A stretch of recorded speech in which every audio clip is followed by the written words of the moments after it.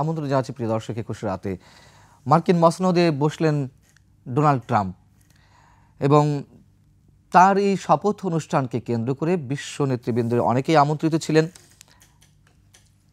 বিশেষ করে আমাদের যে আলোচনার বিষয় বা ভাবনার বিষয়, অনেক ধরনের গুঞ্জন শোনা যাচ্ছে যে ট্রাম্প তার মসনদে বসার পরপরই বাংলাদেশ ইস্যুতে পরিবর্তন আসতে পারে পররাষ্ট্রনীতিতে।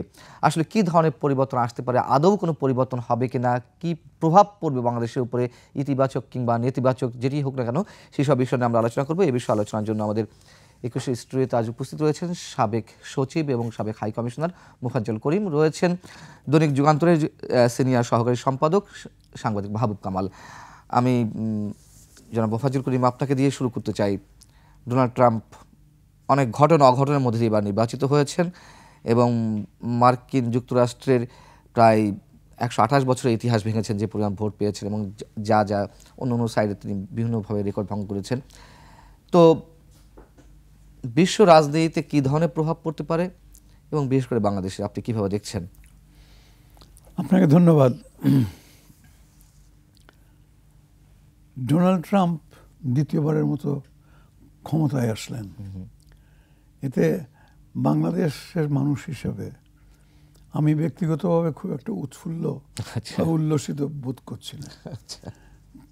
করতাম যদি আমার কাছে যদি মনে হতো যে এই ভদ্রলোক একটা স্বাভাবিক আচরণের মানুষ, কিন্তু তার অঙ্গভঙ্গি, তার বডি ল্যাঙ্গুয়েজ না কি জানি বলেছে, বডি ল্যাঙ্গুয়েজ যে কোনো ব্যাপারে চলাফেরা, কথাবার্তা এবং নিকটতীতে তার সমস্ত কার্যকলাপ, এগুলো দেখে সত্যি কথা বলতে গেলে আমাদের খুব একটা স্বস্তিতে থাকার কথা না। সর্বোপরি যেটা আর কি একটা বড় রকমের অশনি সংকট দেখা দিতে পারে ওই ইয়েদের অভিবাসীদের ক্ষেত্রে, অভিবাসীদের নিয়ে। কারণ তিনি ঘোষণা দিয়ে দিয়েছেন যে ক্ষমতায় যাওয়ার ১ ঘন্টার মধ্যে না কতদিনের মধ্যে সব ঝেঁটিয়ে বিদায় করে দেবেন। এটা বর্তমান বিশ্বে এই ২১ শতাব্দীর সিকিভাগ যেখানে পার হয়ে গেল, এই সময়ে এই ধরনের কথাবার্তা বিশেষ করে একটি রাষ্ট্রপ্রধান, আর শুধু ছোটোখাটো রাষ্ট্র তো না, বিশ্বের মোড়লি যারা দাবি করে সেই মার্কিন যুক্তরাষ্ট্রের প্রেসিডেন্টের মুখ থেকে এই ধরনের কথাবার্তা কেন? অভিবাসী কি এরকম কোনো কথা আছে নাকি যে কোনো দেশে কোনো অভিবাসী থাকতে পারবে না? বিশ্বের যেখানে যে আছে সবাইকে বের করে দাও। আর আরও যদি তলিয়ে দেখা যায় তাহলে দেখা যাবে যে ডোনাল্ড ট্রাম্প সাহেবের ১৪ পুরুষ আগে যারা গেছিল তারাও তো অভিবাসী। এই মার্কিন যুক্তরাষ্ট্র বা আমেরিকা মহাদেশ, এটা তো ওই অর্থে যারা সাদা চামড়ার আমেরিকান তাদেরও নয়, তারা সবাই ইমিগ্রেন্ট হিসাবেই গেছিলেন। এই একটি ইস্যু তো রয়েছে অবশ্য অনেক গুরুত্বপূর্ণ, কিন্তু আমি একটু জানতে চাই যে আমরা তো জানি মার্কিন মসনদে যেই দলই থাকুক না কেন পররাষ্ট্রনীতিতে খুব একটা পরিবর্তন আসে না এবং অবশ্যই যার যার দলীয় দৃষ্টিকোণ থেকে কিভাবে ট্রিট করবে অন্যান্য রাষ্ট্রের সঙ্গে এটা থাকে, কিন্তু খুব বড় রকমের কোনো পরিবর্তন আসে না। সেক্ষেত্রে জো বাইডেন প্রশাসনের যে নীতি ছিল অন্তত এই দক্ষিণ এশিয়ার ক্ষেত্রে বা প্রশান্ত মহাসাগরীয় অঞ্চলের ক্ষেত্রে, ট্রাম্প এলে কি এরকম সব কিছু ওলটপালট হয়ে যাওয়ার সম্ভাবনা আছে? সেরকম সম্ভাবনা নাই। এই জন্যে প্রত্যেকটা শক্তিধর দেশের দিকে তাকিয়ে দেখুন, কোথাও ওই রাজা অদল বদল হয় ঠিকই, কিন্তু রাজ্য চালানোর যে নীতি সেটার মধ্যে খুব একটা বড় রকমের, সেটা মার্কিন যুক্তরাষ্ট্রই বলুন আর ব্রিটিশ যুক্তরাজ্য বা অন্য ইউরোপিয়ান ইউনিয়নের যারা, খুব একটা বড় রকমের কিছু পরিবর্তন হয় না। এই তো অতি সম্প্রতি ফ্রান্সে হয়েছে, প্রেসিডেন্ট পরিবর্তন হয়েছেন, কই সেখানে তো এরকম কিছু, বা অন্যান্য দেশেও তাই। শুধু ইউরোপিয়ান ইউনিয়ন আর মার্কিন যুক্তরাষ্ট্র বলি কেন, এমনকি জাপান বা চায়না, কোথাও তো এরকম হয় না। অতএব ওটা হবে না। আমি সেই জন্যই বলছিলাম যে যেটার দুশ্চিন্তা হয় যেটা আর কি, যে আমাদের মতো দেশে এখন, আগে যেখানে শুনেছিলাম যে 5 লক্ষ 7 লক্ষ বাংলাদেশি লোক আছে ইয়েতে, এখন শুনি যে না 5 লক্ষ 7 লক্ষ নয়, 1 মিলিয়ন ছাড়িয়ে গেছে। তাহলে পরে চিন্তা করে দেখুন যে বাংলাদেশের স্বার্থ কিভাবে জড়িত। প্রায় প্রত্যেকটা ফ্যামিলিতেই প্রত্যক্ষ বা পরোক্ষভাবে একজন করে ওই দেশের সঙ্গে, ওই দেশে আছেন বা ওই দেশের সঙ্গে আমাদের, আচ্ছা তাছাড়া আমাদের বাণিজ্য, বহির্বাণিজ্য যেটা, সেটার একটা বড় অংশ আমরা চালাই আমেরিকার সঙ্গে। সেটা আমদানি বাণিজ্য, রপ্তানি বাণিজ্য দুটোই, বিশেষ করে রপ্তানি বাণিজ্য, গার্মেন্টস খাতে যে পণ্যগুলো যায়, হ্যাঁ সেটাই। তো সেই জন্যে মার্কিন যুক্তরাষ্ট্রের ওই বৈদেশিক নীতিতে যদি বড় রকমের পরিবর্তন না হয়, তাহলে আমাদের চিন্তিত আর কিছু নাই। এখানে আরেকটি কথা বলা উচিত, যে সরকার আমাদের দেশ থেকে পালিয়ে চলে গেল, সেই সরকারের আমলে বাংলাদেশ আমেরিকার সঙ্গে সম্পর্ক খুব যে একটা ভালো ছিল তা ভালো তো নয়, একেবারে শত্রু মনোভাবাপন্ন ছিল। হ্যাঁ সেটাই।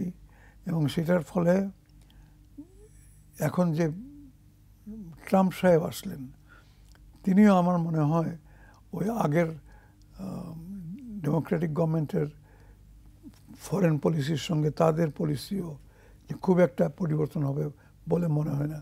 না হয় আমি আসবো আপনার কাছে এ বিষয়ে।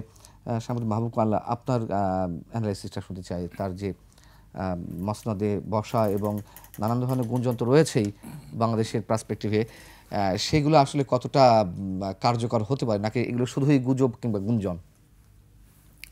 আপনি যদি আগে বলতেন, যেহেতু আমেরিকার প্রেসিডেন্ট রুহি শেখ, আমি শেফ টেপ করে টাই কোট পরে আসতাম।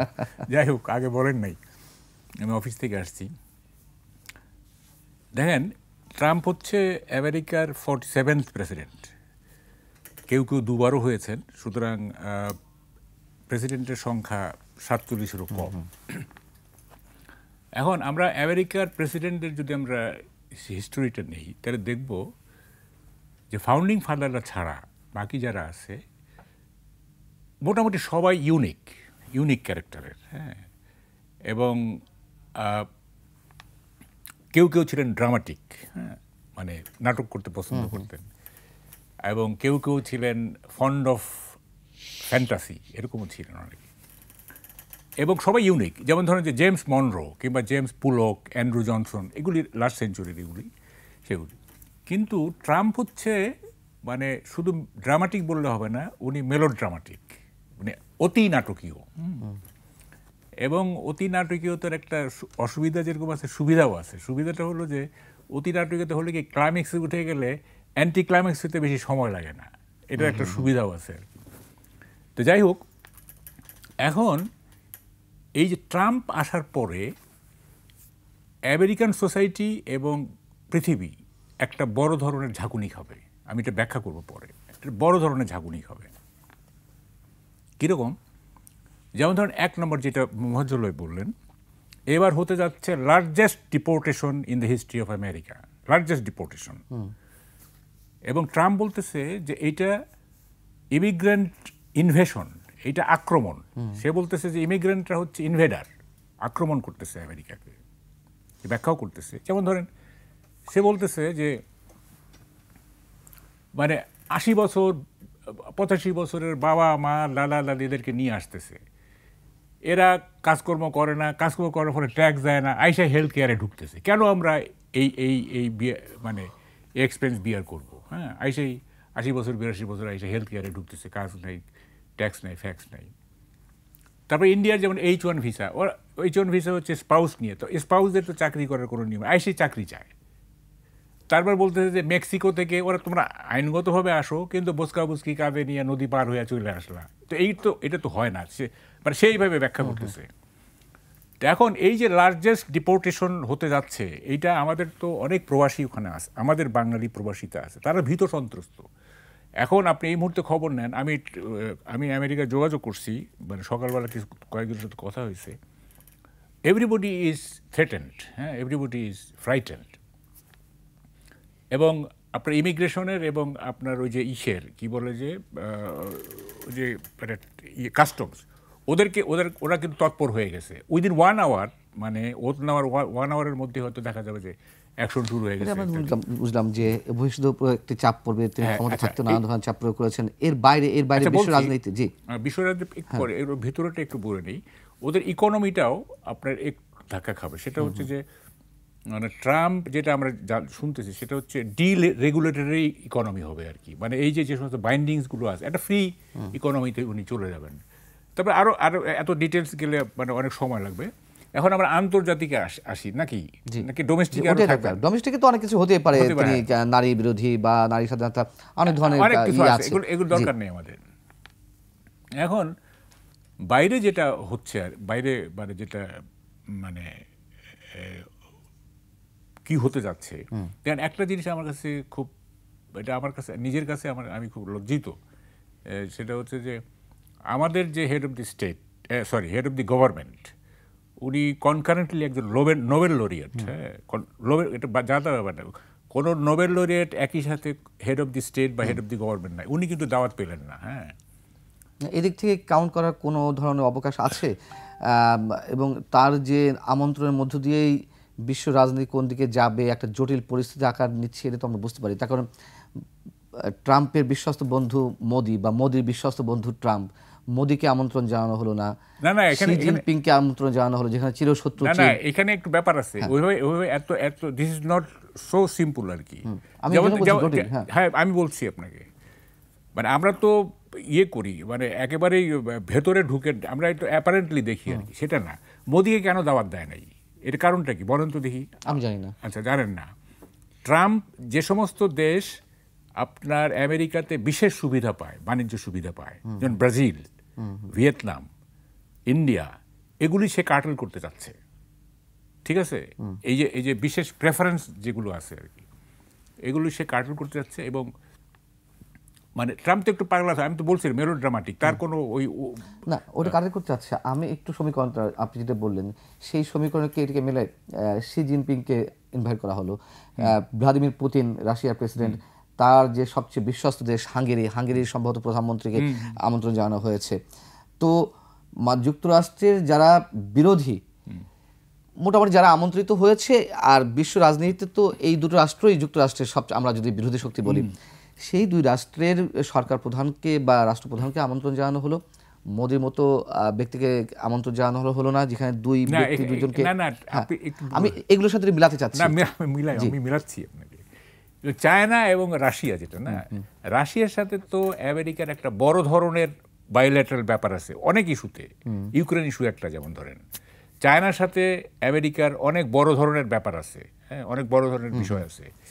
এইটা ধরেন যে ওদের বাণিজ্য, এই সেই ট্রেড, কি বলে, ট্যারিফ নিয়ে নানা রকম ইস্যু আছে আর কি। সুতরাং ওদেরকে তার ইগনোর করা, তার জন্য ওটাকে কি বলে, মানে অপরচুনিটি কস্ট, তার এটা যায় না আর কি। হ্যাঁ, তো ফলে এই দুটো তো করবে। আমি বলছি যে যারা লেস ইম্পর্টেন্ট তার কাছে, ইন্ডিয়া তো খুব বেশি বড় ইম্পর্টেন্ট না তার আমেরিকার কাছে। সুতরাং তাদের ব্যাপারে এই প্রশান্ত, মানে কি বলে, ভারত প্রশান্ত মহাসাগরীয় অঞ্চলে তো ইম্পর্টেন্ট না। ট্রাম্প ওইভাবে দেখে না। ট্রাম্প, বাইডেন যে চোখে পৃথিবীকে দেখতো, ট্রাম্প ওইভাবে চোখে, তার চোখটা একটু ডিফারেন্ট। এটা কিন্তু বুঝতে হবে। হ্যাঁ, আমরা সেই হিসাবে বলছি আপনাকে। সেটা হলো, দেখেন ইন্ডিয়ার ব্যাপারে আমি বলি, ট্রাম্পের প্রশাসনে মানে প্রো ইন্ডিয়ান লোক আছে, যেমন অ্যান্টি ইন্ডিয়ান লোকও আছে ট্রাম্পের প্রশাসনে। ঠিক আছে, সে দুই পক্ষেই শুনে সে নিজের মতো করে একটা সিদ্ধান্ত নিবে। মানে don't think that he is so duffer আর কি। হ্যাঁ, সে দুই পক্ষেরই লোক আছে এবং তার চয়েসগুলি খুবই, মানে আমি তো দেখতেছি খুব মারাত্মক আর কি। যেমন ধরেন হিউম্যান রাইট, মানে যে যাকে চুজ করছে, she is a sick lady, but খুব মানে স্ট্রিক্ট আর কি। হ্যাঁ, এবং সে মানে কোনো ব্যাপারে তার ছাড় নাই। হ্যাঁ, এটা মানে সেই মহিলা আর কি। তো ফলে মানে ট্রাম্প হুইমজা গেলে কিছু করে ফেলবে, যদিও সে আমি বলতেছি মেলো ড্রামাটিক, কিন্তু এই সে ব্যাপারটা কিন্তু ওরকম না। যেমন ধরেন যে মানে জলবায়ু, হ্যাঁ একটা উদাহরণ দিই আপনাকে। জলবায়ুতে ক্লাইমেটে সে তো বের হয়ে গেছিল, তারপর বাইডেন ঢুকলো আবার।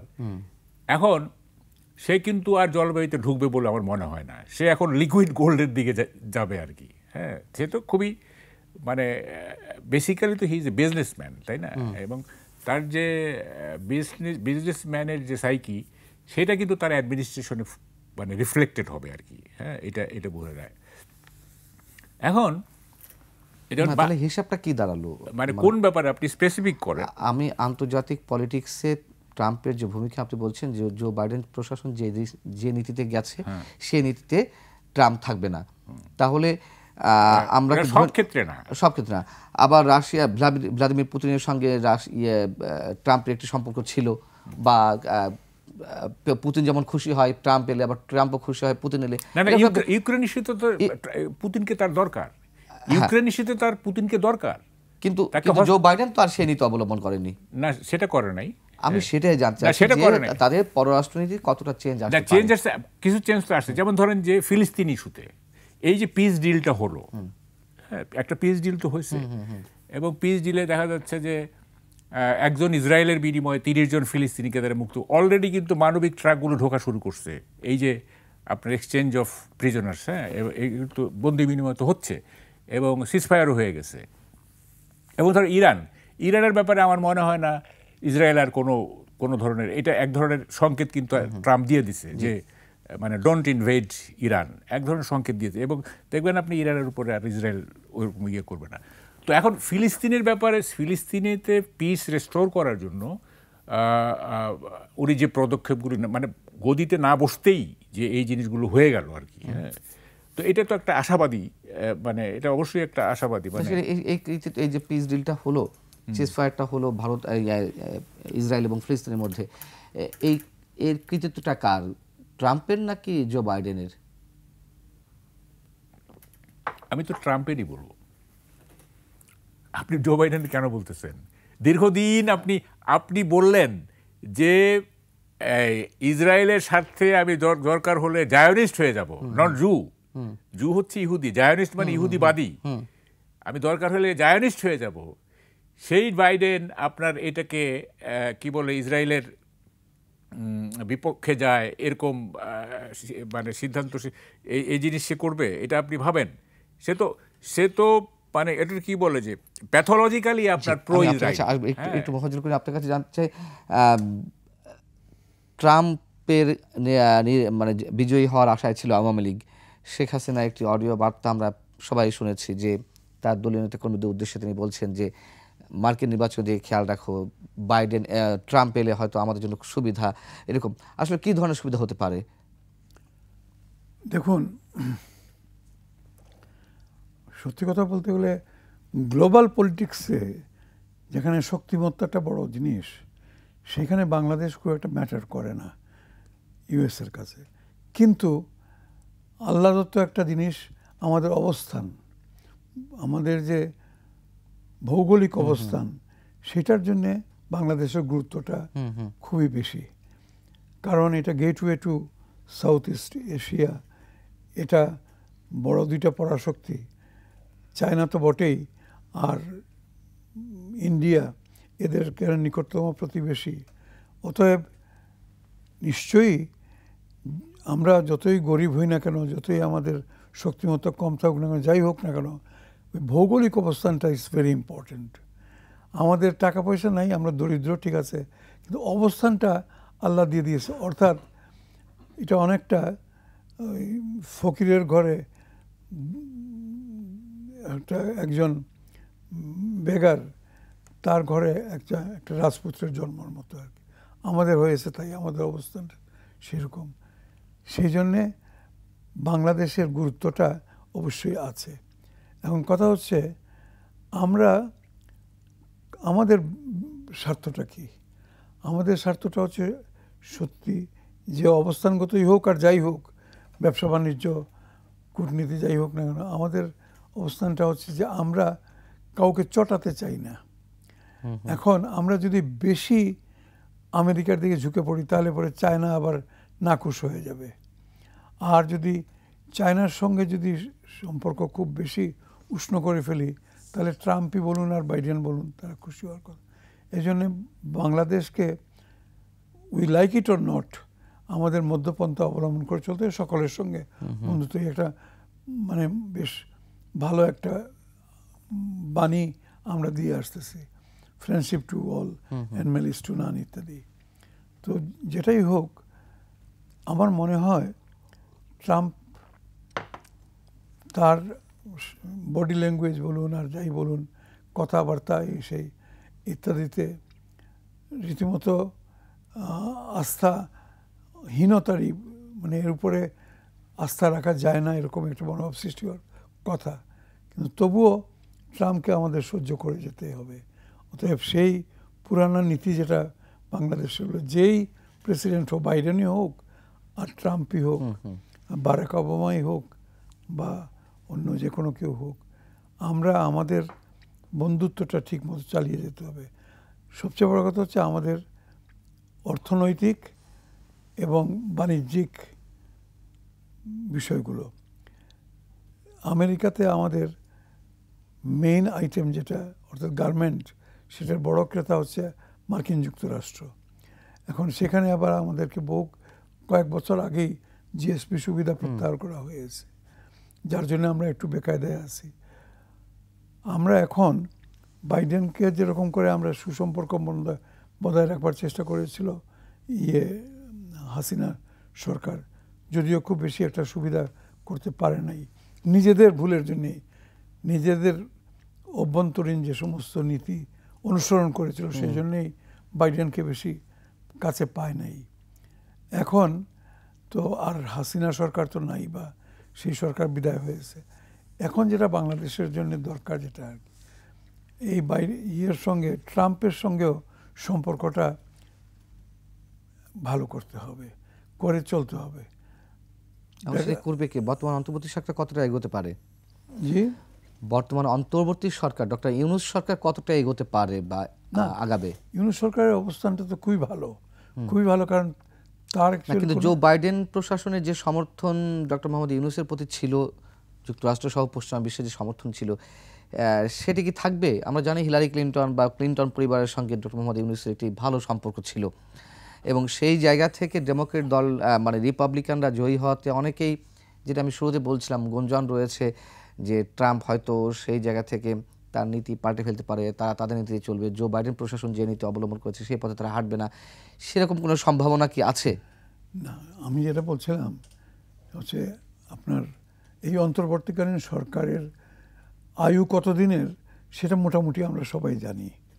কেউ হয়তো বলবে আর 1 বছর, কেউ হয়তো বলবে আরও না 1 বছর না 5 বছর বা 3 বছর। কিন্তু এটা যেহেতু নির্বাচিত সরকার নয়, অতএব তারা খুব বেশি দিন না তাদের সরে যেতে হবে। এরপরে যে সরকার আসবে তার সঙ্গে কি সম্পর্ক হবে সেটাই হচ্ছে বড় কথা। আমাদের তার চেয়ে বড় কথা হচ্ছে বর্তমানেরটা নিশ্চয়ই, বর্তমান সরকারের সাথে কি ধরনের আচরণ করবে সেটাও তো একটা ম্যাটার করে। অফকোর্স, সেটা দিয়ে আমি আসতেছিলাম। আসল সম্পর্কটা যদিও হবে নির্বাচিত সরকারের সঙ্গে, কিন্তু বর্তমান যে অন্তর্বর্তীকালীন সরকার তারা কি পদক্ষেপ নেয়, কি স্টেজ প্রিপেয়ার করে যায়, সেটা ইকুয়ালি ইম্পর্ট্যান্ট। সেখানে আমার ধারণা পররাষ্ট্র মন্ত্রণালয় বা আমাদের বর্তমান অন্তর্বর্তীকালীন সরকার কোনো ভুল পদক্ষেপ নেবেন না, কারণ তারা ভালো করেই জানেন যে তারা কোনো রাজনৈতিক অভিলাষ, রাজনৈতিক কোনো রকমের কোনো দূরদর্শিতার কোনো প্রয়োজন নাই। তারা বর্তমান সময়টা সামাল দিয়ে একটা সুন্দর করে ফেলতে পারলে, নির্বাচন করে ফেলতে পারলে তারা, তো সেখানে আমি আশা করব যে বর্তমান আমাদের অন্তর্বর্তীকালীন সরকার তাদের পদক্ষেপের মধ্যে কোনো রকমের ভুলভ্রান্তি থাকবে না। যদি ভুলভ্রান্তি হয়ে যায় তাহলে সেটা বিপজ্জনক হবে বাংলাদেশের জন্য, পরবর্তী সরকার সেটা হবে না বটে। আমরা আলোচনা ফিরবার ছোট্ট বিরতির পরে দর্শক ফিরছি খুব শিগগির।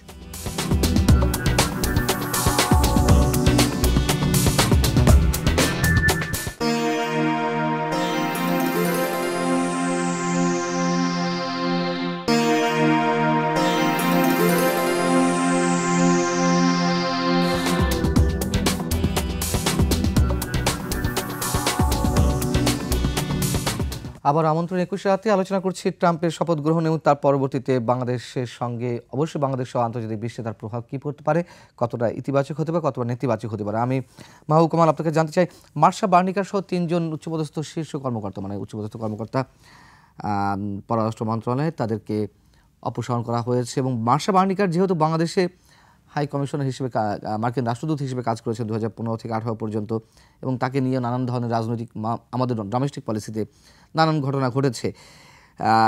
এর থেকে অনেককে বার্তা নেওয়ার চেষ্টা করছে যে যেহেতু শেখ হাসিনা সরকারের বিরুদ্ধে মার্শা বার্নিকারের একটা রোল প্লে করার চেষ্টা করা হচ্ছিল এবং তার পিছনে নাকি হিলারি ক্লিন্টন ছিলেন, আসলে এইসব কথা কোনো ভিত্তি আছে?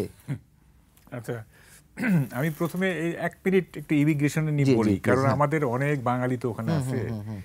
দেখেন, ক্লিন্টনকে একবার জিজ্ঞাসা করা হয়েছিল যে what is the strength of America, এই যে strongest country in the world, এটার এই স্ট্রেংথের ইয়েটা কি, ইয়েটা কি, সিক্রেটটা কি? তো ক্লিন্টন উত্তর দিয়েছিল, এ তো মানে খুবই ব্রিলিয়ান্ট প্রেসিডেন্ট, উনি বলছিলেন যে immigration is the strength of America. এই যে বিভিন্ন জাতিগোষ্ঠী এসে, হ্যাঁ, সবাই মিলে একটা শক্তি, এটি আমেরিকার স্ট্রেংথ। মানে এত চমৎকার একটা উত্তর। কিন্তু এই যে ট্রাম্প মহোদয়, উনি যে ইমিগ্রেশনের এই যে অভিবাসন নীতি যেটা নিলেন আর কি, এইটা কি উনি ভালো করলেন? আমি তো এটা আমার মাথায় ঢুকতেছে না। মানে ক্লিন্টনের ফিলসফির সাথে তার ফিলসফিতে কন্ট্রাস্ট করতেছে। উনি বলতেছেন immigration is the strength of America, আর ইনি বলতেছেন যে largest deportation in the history of America. মানে আর কি। তো আমার কথা তো ট্রাম্পের কাছে পৌঁছাবে না। যদি এখানে কোনো আমেরিকান থাকে, পৌঁছায় দিয়েন যে ইমিগ্রেশনের ব্যাপারে এত টাইট এইটা চলবে না, এত টাইট চলবে না, এবং চলবে না আপনি আমি বললেই তো আর না না তারা মানবে না। বলে যাব আমরা, না মানলে সেটা পরের ব্যাপার। চললে কি করবেন, আমরা কি করতে পারি? হ্যাঁ, আমরা ফিলিস্তিনের ব্যাপারে কি করতে পারছি, কিন্তু আমরা তো বলতেছি, তাই না? বলছি তো আমরা বলে যাব, সত্যি কথাটা বলে যাবো। এখন কে মানলো না মানলো সেটা পরের ব্যাপার। এত টাইট হয়ে যাবে না, এটা খুব লিবারেল হইতে হবে। হ্যাঁ, যারা সে একটা টার্ম ব্যবহার করে যে ইমিগ্রেন্ট ক্রাইম, সে বলতে চায় যে অভিবাসীরা অপরাধ করে। এটা টার্ম বের করছে সে। তো যেমন ধরেন পাকিস্তানিরা বলেন, বলেন, এই যে ব্ল্যাকরা অনেকে করে। তো ঠিক আছে, যারা ক্রিমিনাল তাদের বিরুদ্ধে উনি অ্যাকশনে যান, কিন্তু যারা মানে আমেরিকার যে মানে নীতি, মানে নৈতিকতা, সোশ্যাল অর্ডার, সেগুলি যারা ফলো করে তাদের বিরুদ্ধে আপনি যাওয়ার তো করবেন। যাই হোক, এটা বাদ দেন। এখন আপনি বলতেছেন যে বাংলাদেশের ব্যাপারে, তাই না? যে দেখেন, এখানে অতি উৎসাহের কোনো কারণ আমি দেখি না। অতি উৎসাহের কোনো কারণ দেখি না। তবে কিছু স্বস্তি তো আছেই। যেমন ধরেন যে Donald Lu is no more in the scene, এটা আমার জন্য খুব স্বস্তি। হ্যাঁ, হি ওয়াজ এ কনস্পিরেটর। হ্যাঁ, হি ওয়াজ সিম্পলি এ কনস্পিরেটর। হ্যাঁ, এইটা একটা স্বস্তি। বা ধরেন যে আমি এদের কথা বলবো না, বা আপনি যাদের নাম বলে এদের কথা বলবো না, কথাটা সেটা না। কথাটা হচ্ছে যে মানে যারা প্রো আওয়ামী লীগের, তারা হয়তো ভাবতেছেন যে ট্রাম্প একটা কিছু করে ফেলবেন আর কি। বিষয়টা এরকম না। হ্যাঁ, আমেরিকার প্রেসিডেন্টরা এরকম না, বা তাদের ফরেন পলিসি এরকম না। এইখানে যেটা হবে, আমার যেটা ধারণা, যে বাইডেনের যেটা ছিল, বাইডেনের ফিলোসফিটা ছিল ডকট্রিন অফ ডেমোক্রেসি, তাই না? আর এর সম্ভবত এটা হতে যাচ্ছে যেটা পুরনো ওদের আছে, ওয়ার অন টেরর। হ্যাঁ, সন্ত্রাসের বিরুদ্ধে যুদ্ধ। এইটা হয়তো সে রিভাইভ করবে। বাইডেনের আমলে কিন্তু এটা এরকম ছিল না। তো এখানে যদি মানে কোনো আলট্রা কিছু হইতে যায়, হ্যাঁ, কোনো আলট্রা টেরোরিজম যদি হইতে চায়, সেটা হয়তো ট্রাম্প এটা নোটিসে নেবে। এটা আমি মনে করি আর কি। But as far as democracy is concern, তারা অবশ্যই চাইবে যে এখানে একটা ফেয়ার ইলেকশনের মাধ্যমে এবং ইনক্লুসিভ, আমি কিন্তু ইনক্লুসিভ শব্দটা জোর দিচ্ছি, এটা চাইবে যে ইভেন মানে আওয়ামী লীগও যাতে পার্টিসিপেট করে, মানে apart from the criminals. Awami লীগের তো মানে অনেকেই তো বিচারাধীন আছে, তারা না, but Awami League as a party, Awami লীগও যাতে ইলেকশন করে, একটা ইনক্লুসিভ নির্বাচনের মধ্যে একটা ফেয়ার ডেমোক্রেটিক প্রসেস একটা চালু, এই ব্যাপারে হয়তো তারা সহযোগিতা করবে। হ্যাঁ, এখানে কোনো কনস্পিরেসি হবে বলে আমি মনে করি না। হ্যাঁ, এখানে বাইডেনের আমলে যে কনস্পিরেসিগুলি হয়েছে, সেই কনস্পিরেসি এখন আর হবে না আমার মনে হয়। এটা মনে হওয়ার কারণ কি আপনার? এটা মনে হওয়ার কারণ হচ্ছে যে মানে ট্রাম্প কিন্তু এমনিতেই ধরেন একটু সাদা সাপটা লোক, বুঝছেন? মানে এই ক্যারেক্টারটা বিশ্লেষণ করা খুব কঠিন। হ্যাঁ, মানে খুব জটিল না, জটিল ইন দ্য সেন্স যেমন অনেকে যে যেমন ধরেন যে অ্যাপারেন্টলি খুব ভদ্রলোক কিন্তু ভেতরে খুব জটিল, এরকম আছে কিন্তু। আবার যারা যেমন একটা আমাদের দেশে গ্রাম দেশে কথা, যে কথায় কথায় খেপে যায় সে খুব ভালো মানুষ, হ্যাঁ, আর যে চেপে রাখে সে তার ভিতরে ঝামেলা থাকে। তো ট্রাম্পের যে বিহেভিয়ারাল প্যাটার্ন, সেই বিহেভিয়ারাল প্যাটার্ন বলে যে সে ঘোর প্যাচ খুব একটা পছন্দ করে না, মানে তার যে বিহেভিয়ারাল প্যাটার্ন। তো সেখানে এখানে আমার মনে হয় না কোনো কনস্পিরেসি হবে। এখানে একটা ফেয়ার ডেমোক্রেটিক প্রসেস কিভাবে চালু করা যায় সেই ব্যাপারে ধরেন ট্রাম্পের একটা ইয়ে থাকবে, একটা এজেন্ডা থাকবে, এবং সেটা অফকোর্স এটা একটা ইনক্লুসিভ নির্বাচন সে চাইবে। এই ব্যাপারে আমি মোটামুটি শিওর। এইটা যে সে তার নিজের বুদ্ধিতে করবে তা না, হয়তো তাকে বোঝানো হবে, হ্যাঁ, কে বোঝাবে সেটা আমি এবার বলছি না, তাকে বোঝানো হবে এবং সে কনভিন্সড হবে। কারণ মানে ডেমোক্রেসি তো মানে ডেমোক্রেসিতে কোনো সব সব পক্ষকেই তো ইনক্লুড করা, সেটাই তো হচ্ছে ডেমোক্রেসি। ডেমোক্রেসি কি? It's a rule of majority with the content of minority. আপনি মেজরিটির রুল হলে হবে না, আপনাকে মাইনরিটির কন্টেন্টটাকে ধারণ করতে হবে, সেটাই ডেমোক্রেসি। এবং নিশ্চয়ই ট্রাম্প এটা বোঝে, হ্যাঁ, যে একটা বড় দলকে, হ্যাঁ, মানে মাইনাস করে একটা ইলেকশন এটা এটা এটা গ্রহণযোগ্য হবে না, সেটা নিশ্চয়ই সে বুঝবে। যদি নাও বুঝে, ট্রাম্পের তো শুনেন এই যে বিরাট গ্লোব না, আমি আপনাকে বলি, ট্রাম্পকে আপনি জিজ্ঞাসা করেন যে 10টা হেড অফ দি স্টেটের নাম করুক, সে পারবে না। আর বাংলাদেশের আমি জানতো না, আমাদের মনে আছে প্রিয়া সাহা যখন তাকে কমপ্লেইন করলো যে বাংলাদেশ হিন্দুদের নির্যাতন করা হচ্ছে, তিনি বলছেন বাংলাদেশ কোথায়? সেই আপনি 10টা হেড অফ দি স্টেটের নাম করতে বলেন, সে পারবে না।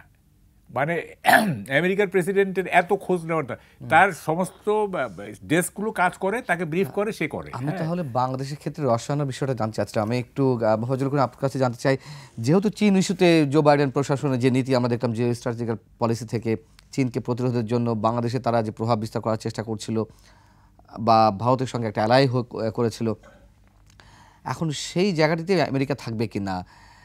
তাদের টার্গেট তো অবশ্যই চীন, যে চীনের প্রভাব বিস্তার রোধ করা এই দক্ষিণ এশিয়ায় বা এই সাবকন্টিনেন্টে। সেই জায়গা থেকে জো বাইডেন প্রশাসন যে নীতি ছিল, তাদের যে জিও স্ট্র্যাটেজিক্যাল পলিসি ছিল এই অঞ্চলে, সেই জায়গাটিতে ট্রাম্প অবস্থান করবে কিনা? আর অবস্থান করতে গেলে তো অবশ্যই ভারতকে দরকার চীনকে প্রতিরোধের জন্য, ভারতকে দরকার হলে বাংলাদেশকেও দরকার, নাকি কোন দিকে যাচ্ছে? আপনার প্রশ্নটা অত্যন্ত গুরুত্বপূর্ণ এই জন্যে যে বাংলাদেশ অ্যাজ সাচ এমন একটা বিরাট দেশ নয় বা শক্তিশালী দেশ নয়, অর্থনীতিতেও খুব বিরাট কিছু নয়, কিন্তু ওই যে বলছিলাম যে অবস্থানগত কারণে, অতএব বাইডেন বলুন আর ট্রাম্প বলুন, তারা এখানে তাদের একজন বন্ধুর দরকার, সমর্থকের দরকার। তা না হলে পরে চায়না যে একেবারে নিকটতম প্রতিবেশী, চায়না, বাংলাদেশ, ইন্ডিয়া সবই তো একই সমান্তরালের মধ্যে এবং পাশাপাশি। সেই জন্যে আমার মনে হয় ট্রাম্প যতই পাগলামি আর এই করুক আর এই করুক, তার যে সমস্ত বুদ্ধিদাতারা রয়েছেন তার সকলেই নিশ্চয়ই তাকে কনভিন্স করতে সক্ষম হবে যে বাংলাদেশের অবস্থানগত কারণটা এই যে গুজব উঠে গেছিল সেন্ট মার্টিন দ্বীপ নিয়ে যাচ্ছে হেনতেন ইত্যাদি ইত্যাদি, এগুলো গুজব বটে, কিন্তু যদি অন্যদিকে যদি দেখেন যে গুজব তো ঠিকই, এটা আর নিয়ে যাওয়াটা এত মুখের কথার কথা নয়, কিন্তু গুরুত্বটা তো ঠিক। সেন্ট মার্টিন দ্বীপ বলুন আর বাংলাদেশ নামক বদ্বীপ বলুন, এইটার গুরুত্ব সাংঘাতিক। অতএব এখানে ট্রাম্প সাহেব বা মার্কিন যুক্তরাষ্ট্রের নতুন বর্তমান সরকার যেটা আজকে এসে গেল ক্ষমতায়, তারা অবশ্যই বাংলাদেশকে যথেষ্ট মূল্যায়ন করবে এবং বাংলাদেশের সমর্থন বলুন, বাংলাদেশ কাছ থেকে সুবিধা আদায় বলুন। ফ্যাক্টর হচ্ছে গিয়ে কিন্তু এখানে আমি মনে করি আমাদের নিকটতম প্রতিবেশী ভারত। ট্রাম্প সাহেব চাইলে পরেই যে একেবারে চট করে বাংলাদেশের বন্ধু হয়ে যেতে পারবেন তা নয়। ভারত চাইবে এখানে একেবারে ট্রাম্পের বা মার্কিন যুক্তরাষ্ট্রের একেবারে কলিজার বন্ধু হয়ে যাওয়ার জন্য চেষ্টা। এখানে অন্য কাউকে ভারত এই জায়গাটা ঢুকতে দিবে না, সেইখানেই হচ্ছে গিয়ে মুশকিল। সেইটা মোকাবেলা করতে হলে পরে আমাদের যে সমস্ত কূটনৈতিক আমাদের সামর্থ্য আছে বা যে সমস্ত বন্ধু বান্ধব আছে তাদেরকে নিয়ে চলতে হবে। এবং আমরা আশা করব যেটা আর কি, যে সরকারি পরিবর্তন হোক মার্কিন যুক্তরাষ্ট্রে, বাংলাদেশের অবস্থানটা, বাংলাদেশের যে সামর্থ্য, যেটা বাংলাদেশ কি ছিল তোমরাই বলেছো, সেই আজ থেকে 50 বছর আগে বলেছো তলাবিহীন ঝুড়ি, সেই বাংলাদেশ এখন কোথায় গেছে তোমরাই বিচার করে দেখো। অতএব তোমরা আমাদেরকে যথাযোগ্য অবস্থানে রাখো এবং আমাদের যেটা প্রাপ্য সম্মান বলো, প্রাপ্য সুবিধা বলো, সেটা দিতে থাকো। এবং সেটা আমি মনে করি যদি বাংলাদেশ যদি তার কূটনৈতিক অবস্থান যদি ঠিক মতো ধরে রাখতে পারে, বর্তমান অন্তর্বর্তীকালীন সরকার তো কদিন আর কিছুদিন পরেই তো তারা থাকছে না, কিন্তু যে সরকার এখানে নির্বাচিত হয়ে আসবে তারা, এবং বর্তমান সরকার যেভাবে একটা অবস্থান ঠিক করে দিয়ে যাবে, এগুলো যদি ঠিকঠাক মতো চলে তাহলে পরে বাংলাদেশকে তার যথাযোগ্য মর্যাদা সহ বাংলাদেশকে মূল্যায়ন করবে, ট্রাম্পের গভর্নমেন্টও করবে। এবং অতএব আমাদের হচ্ছে আসল হচ্ছে গিয়ে দুটো জিনিস। একটা হচ্ছে ওই যে ট্রাম্প বলতেছে সব অভিবাসীদের বাইর করে দিবে, এই সেই, এটা একটা মারাত্মক ঝুঁকি আমাদের জন্য। এটা ট্রাম্প মুখের কথা যদি বলে থাকেন তো ভালো কথা, কিন্তু বললেই যে চট করে পারবে, কারণ এখানে তো আমরা বা আপনার মধ্যপ্রাচ্য বলুন বা দক্ষিণ পূর্ব এশিয়া বলুন, দক্ষিণ এশিয়া বলুন, তার চাইতে বড় কথা হচ্ছে মার্কিন যুক্তরাষ্ট্রের যারা ইমিডিয়েট নেইবার, মেক্সিকো সহ আরো অন্য কান্ট্রি রয়েছে, মেক্সিকো সহ আরো অনেক কান্ট্রি রয়েছে, অফকোর্স সাউথ আমেরিকার যেটা আছে আর কি, তাদেরকেও তাহলে তো বের করে দিতে হয়। কারণ মেক্সিকো বা ওই ধরনের যারা ওখান থেকে যারা আসে, তারা যে সবাই যে একটা বৈধ পথে আসছে তা তো না।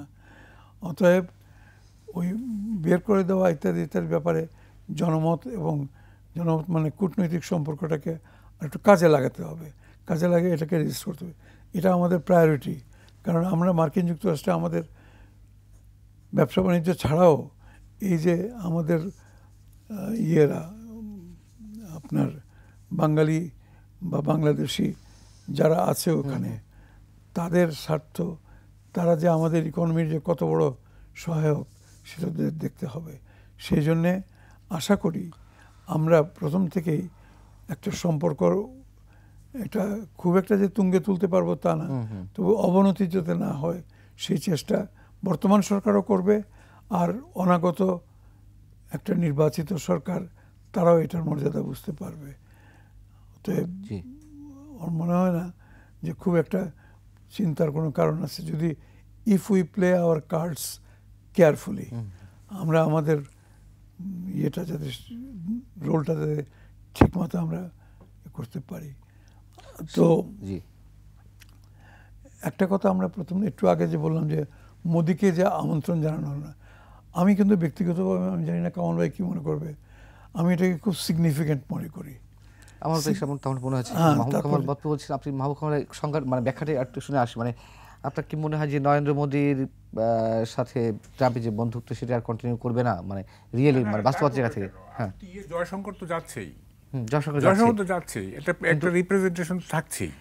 এখন এটা ভেতরে কি, যেমন ধরে যে ইন্ডিয়াতে একটা বড় প্রোগ্রাম হবে 3-4 দিন ব্যাপী আর কি, সামনে আর কি, সেটা এমন হইতে পারে সে হয়তো আগেই বলছে যে আমি যাব না, এরকম হইতে পারে। তারপরে ধরেন যে একটা সিগন্যালও দিতে পারে আমেরিকাকে, ইন্ডিয়াকে ট্রাম্প, যে তুমি মানে আমাকে ডোমিনেট করার চেষ্টা করো না। ট্রাম্প তো একটু পাগলা নেবেন না, যে আমাকে ডোমিনেট করার চেষ্টা করো, মানে দাওয়াত না দিয়ে এটা বোঝাইতে পারে। কি হয়েছে এক্স্যাক্টলি কি হয়েছে সেটা এখন, এইটা তো ডিপ স্টেট। হ্যাঁ, এইটা তো আমরা এই ডিপ স্টেটের কাহিনী তো আমরা বুঝতে পারবো না, আমরা তো সুপারফিশিয়াল দেখি, তাই না?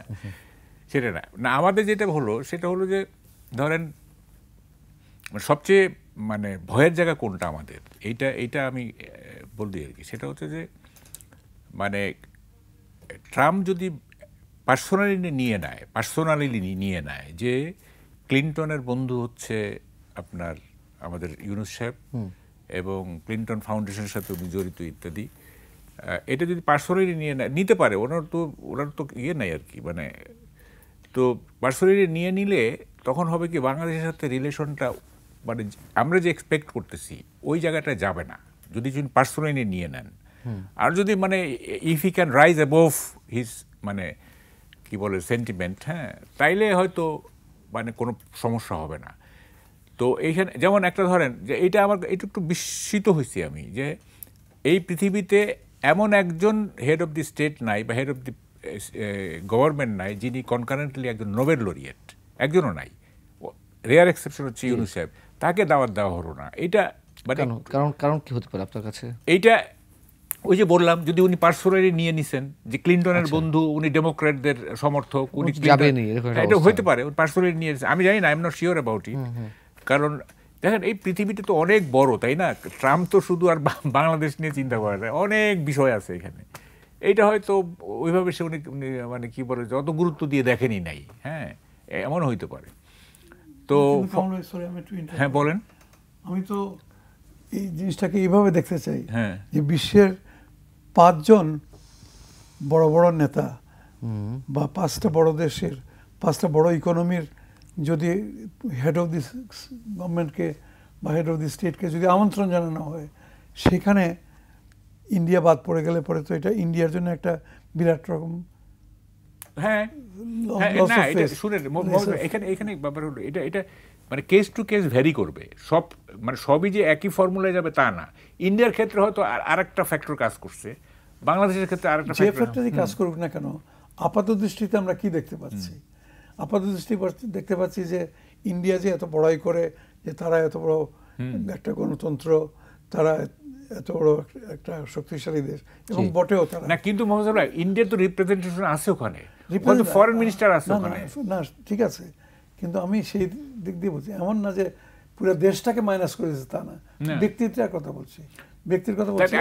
আপনি মানে think it the other way round, এইভাবে যদি দেখেন যে ইন্ডিয়া এত বড় দেশ যে প্রাইম মিনিস্টার মানে সেখানে তার ফরেন মিনিস্টার গেলেই এনাফ, এটা তো এইভাবে তো দেখা যায় না। এটা হচ্ছে গিয়ে যদি নিজে থেকে যদি যেত, আমন্ত্রণ না, সেটাই আমন্ত্রণ। আপনি শুনেন, একজন যদি তার মেয়ের বিয়ে দেয় আর সেখানে দেখা গেল সে সবাইকে ইনভাইট করেছে, হ্যাঁ, সেই মেয়ের বিয়েতে সবাইকে, কিন্তু একজন অত্যন্ত প্রভাবশালী, প্রতিপত্তিশালী, শক্তিধর ব্যক্তি, এবং যে সমস্ত শহরের মধ্যে আমি তো বলছি দুইটাই আনইউজুয়াল। আপনার মোদিকে দাওয়াত না দেওয়া আনইউজুয়াল, আবার আপনাদের ইউনূস সাহেবকে দাওয়াত না দেওয়া আনইউজুয়াল। এই দুইটাই একটু অন্যরকম মনে হচ্ছে, ডিফারেন্ট। এটা অন্যরকম সাউন্ড করতেছে এটা। হ্যাঁ, মানে ধরেন যদি ইউনূস সাহেব যদি শুধুমাত্র হেড অফ দি স্টেট মানে গভর্নমেন্ট হইতেন তাইলে কোনো ব্যাপার ছিল না, কিন্তু concurrently he is a Nobel laureate. হ্যাঁ, তাকে তো মানে একটা আছে না, ইউনূস সাহেবের তো গ্লোবাল তো পার্সোনালিটি, অনেক বড় পার্সোনালিটি, তাই না? তাকে সবাই দাম দিচ্ছে। তাহলে ট্রাম্প কি এরকম মনে করতেছে, আরে তুমি কোথাকার কোন ইউনূস, আমেরিকার প্রেসিডেন্ট, মনে করলে সমস্যা কি? মনে তো করতেই পারি, মনে করাটা স্বাভাবিক বোধহয়। জি, অনেক ধন্যবাদ আমাদের মাহবুব কামাল, ধন্যবাদ মোফাজ্জল করিম আপনাকে। দর্শক শেষ করছি, এই ছিল আজকে আলোচনা। ভালো থাকুন, শুভরাত্রি।